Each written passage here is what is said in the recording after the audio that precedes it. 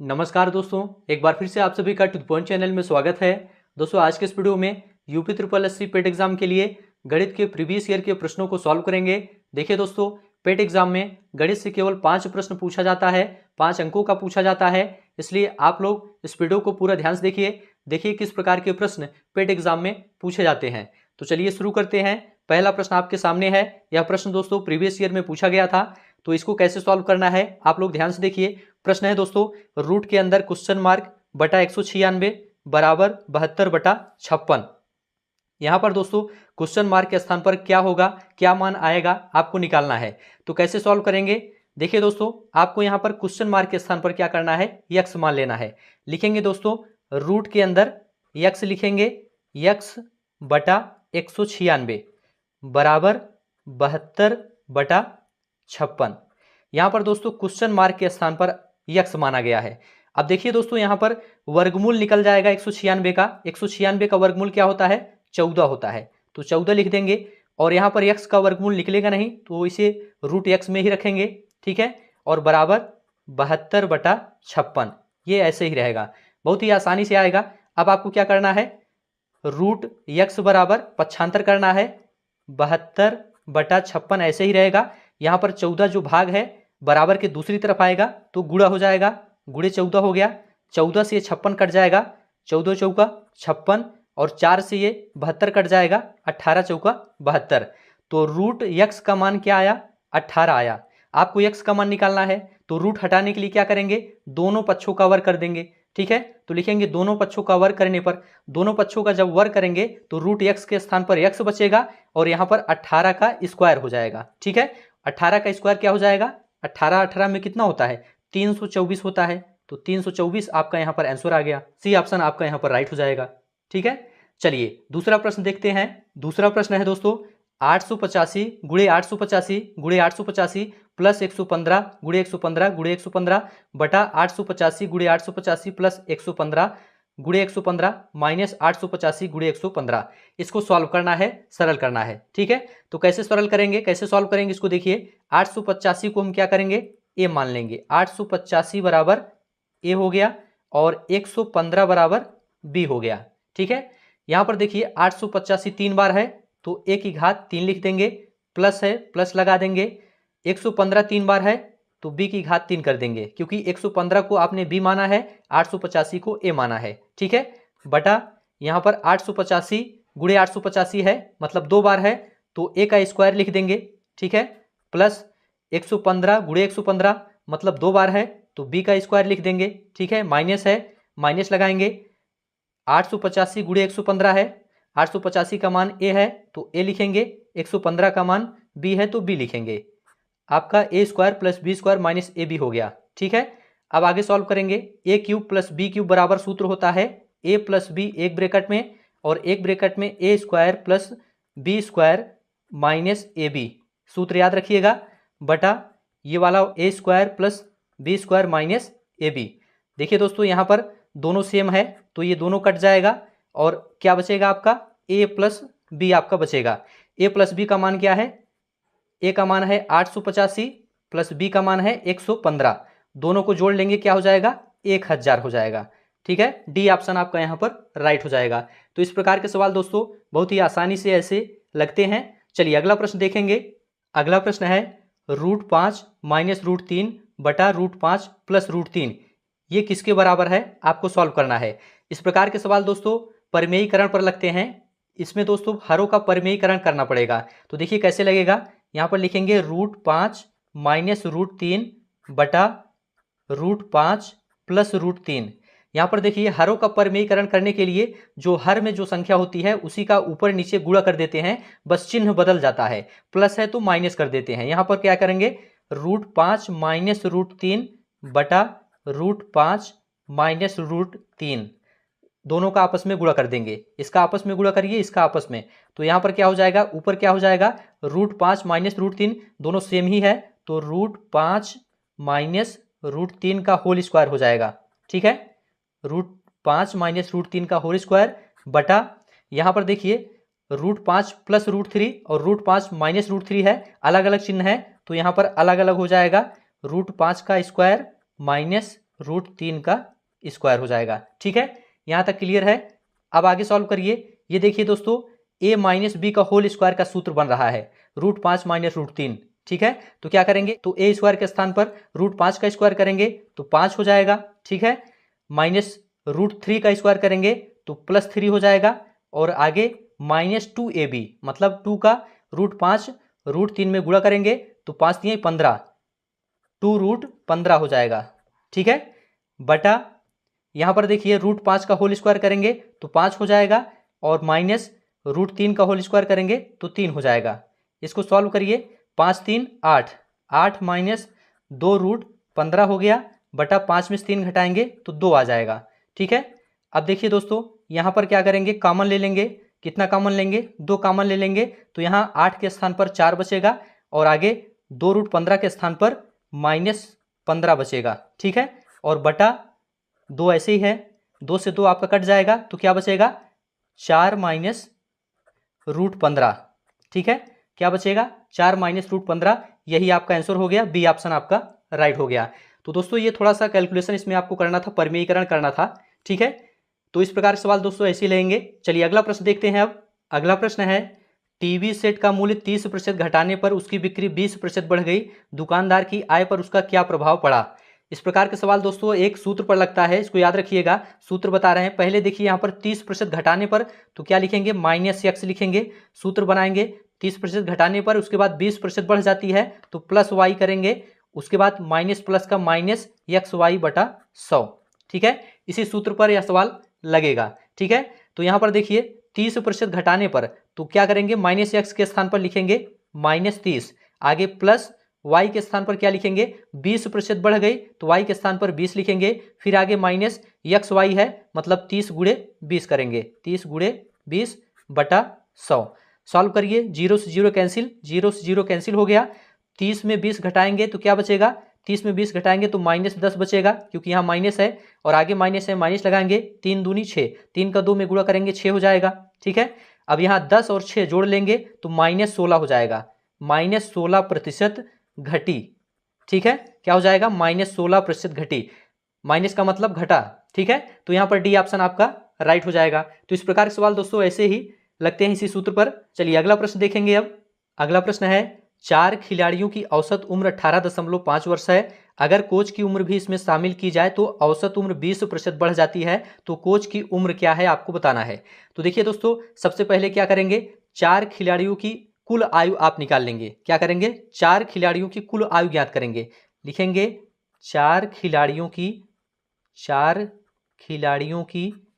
कुल आयु, 4 खिलाड़ियों की कुल आयु क्या हो जाएगा, कैसे निकालेंगे। यहाँ पर देखिए 4 खिलाड़ी हैं तो 4 लिखिए, गुणे कुल आयु निकालने के लिए औसत में गुणा कर देंगे। औसत 18.5 है, इसमें आप गुणा कर दीजिए, क्या हो जाएगा, 18.5 का 4 में गुणा करेंगे तो 74 हो जाएगा। ठीक है, आप लोग गुणा करके देखिए 74 आ जाएगा। इसके बाद क्या करना है, देखिए यहाँ पर कह रहा है अगर कोच की उम्र भी इसमें शामिल की जाए तो औसत उम्र 20% बढ़ जाता है। ठीक है, तो कोच की उम्र शामिल करते हैं तो 4 खिलाड़ी थे तो 5 हो जाएंगे, तो लिखेंगे हम 5 खिलाड़ियों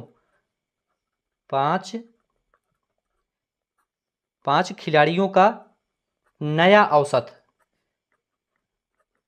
औसत, क्योंकि यहाँ पर 20% औसत बढ़ जाता है। पहले औसत 18.5 था, फिर नया औसत 20% बढ़ जाता है जब कोच को शामिल करते हैं। तो नया औसत क्या हो जाएगा, 18.5 में क्या करेंगे, 20% की वृद्धि कर देंगे।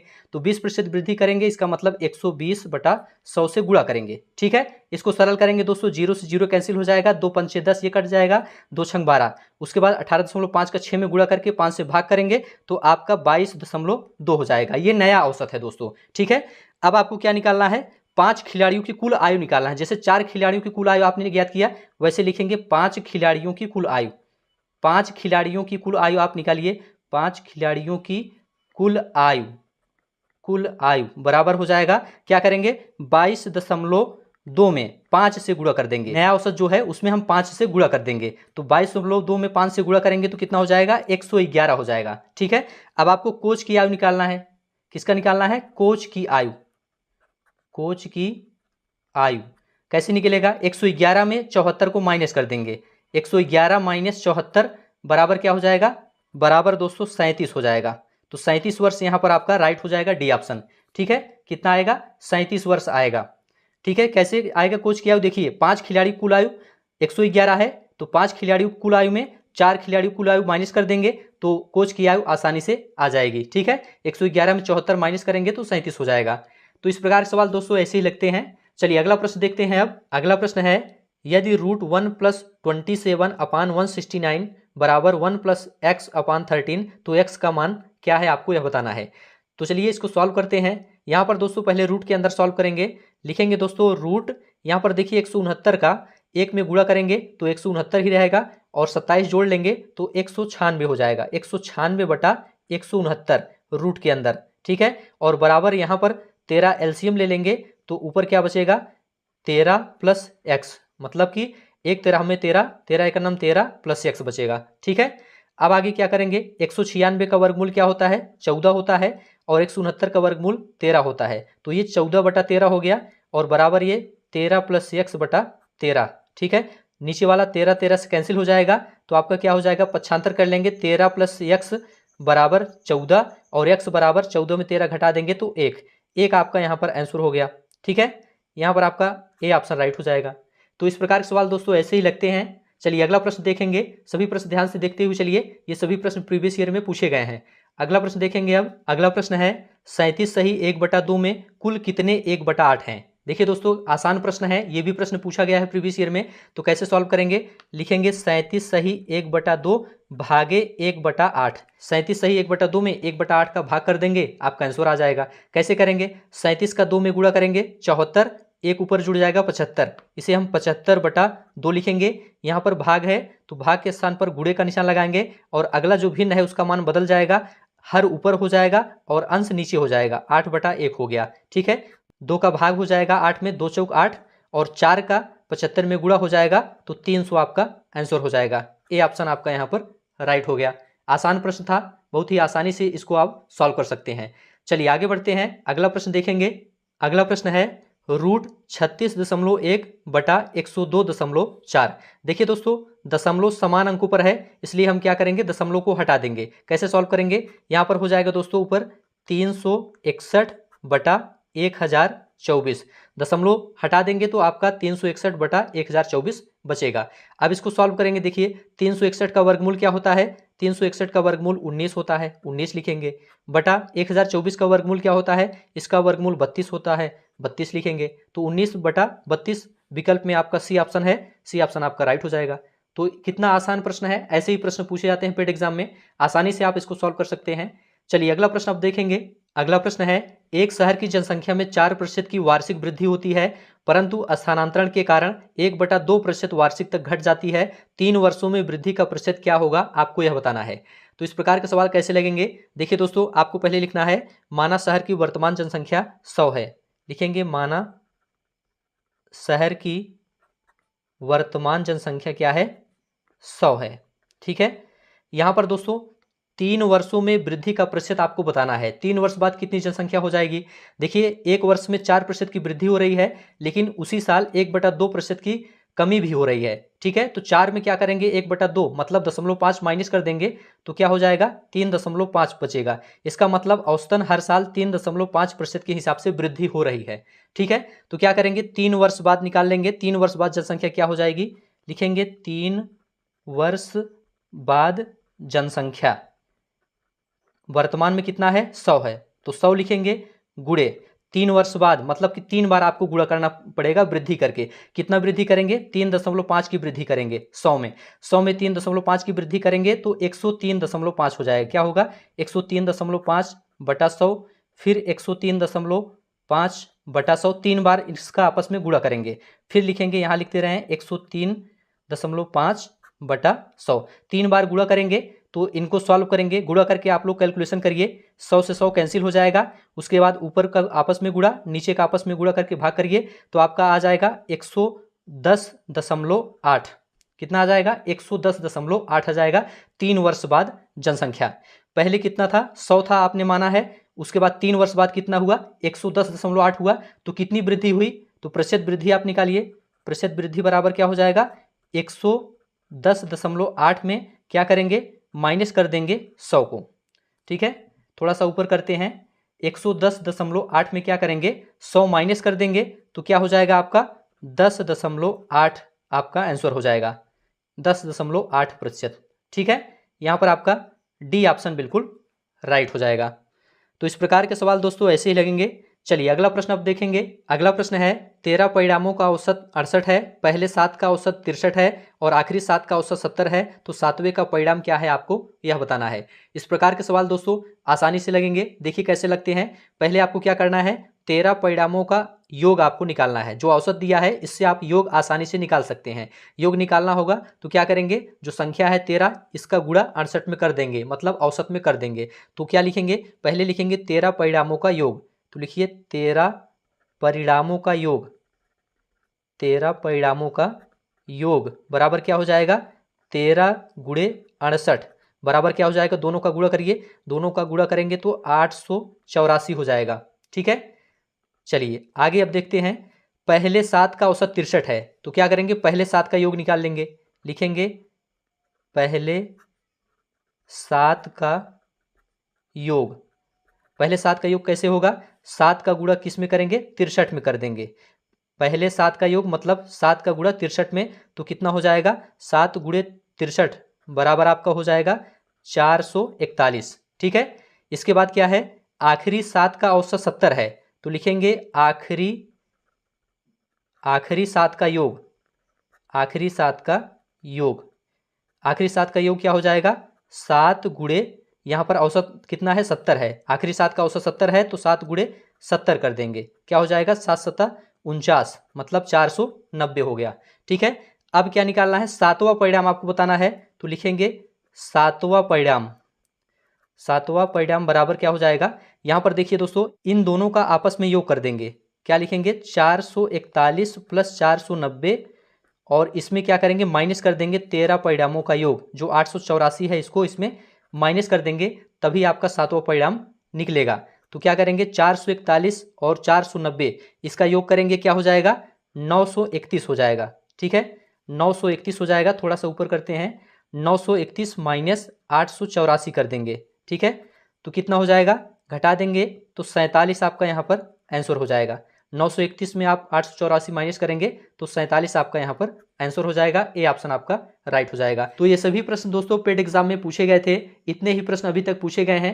5 प्रश्न आपसे पूछा जाता है, ये दोनों शिफ्टों का प्रश्न था इसलिए यहाँ पर 10 प्रश्न हुआ है। ठीक है, आपसे केवल 5 प्रश्न ही पूछा जाएगा। वीडियो को यहीं समाप्त करते हैं। अब आपको नेक्स्ट वीडियो मिलेंगे किसी नए टॉपिक के साथ। वीडियो अच्छा लगा है तो चैनल को सब्सक्राइब करिए, दोस्तों में शेयर करिए और कमेंट में लिखकर जरूर बताइए। वीडियो देखने के लिए आप सभी का बहुत बहुत धन्यवाद।